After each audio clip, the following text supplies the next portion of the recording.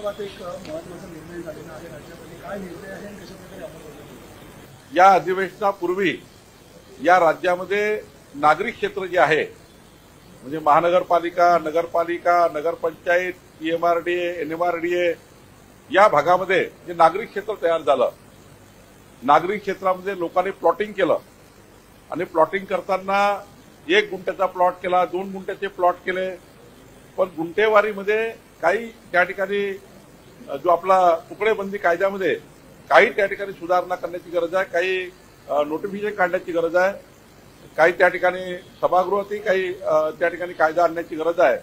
या अधिवेशनामध्ये आम्ही राज्यातल्या जवळपास 2 लाख ग्राहक याच्यामध्ये आहे, ज्या ग्राहकांनी प्लॉट घेतले पण त्याचा रजिस्टर होत नाही, ज्या ग्राहकांनी प्लॉट घेतले पण रिसेल करता येत नाहीये, असे ग्राहक आहे. याचाही एक विचार म्हणजे 2 ते 2.5 लाख लोक याच्यामध्ये फसलेले आहेत. 1 गुंठा तुकडेबंदी झाली तर त्या प्लॉट धारकाला फायदा होऊ शकेल. तर माननीय मुख्यमंत्र्यांनी सूचना दिलेली आहे की या ठिकाणी एक कट ऑफ डेट देऊन त्या कट ऑफ डेटच्या पूर्वीचे जे काही या ठिकाणी लोकांनी प्लॉट घेतलेले आहेत ते कायदेशीर करण्याकरता आपल्याला हा कायदा आम्ही आणतो आहे. याचा फायदा 2 लाखाच्या वर नागरिकांना होणार आहे.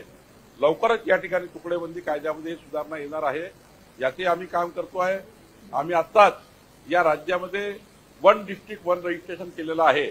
एका जिल्ह्यातल्या कुठल्याही भागातली रजिस्ट्री नोंदणी कुठल्याही कार्यालयात जाऊन करता येतं. त्या तालुक्यात जायची गरज नाही. कुठल्याही तालुक्यातनं कुठली नोंदणी करता येतं. त्यामुळं तेही एक महत्वाचं आहे.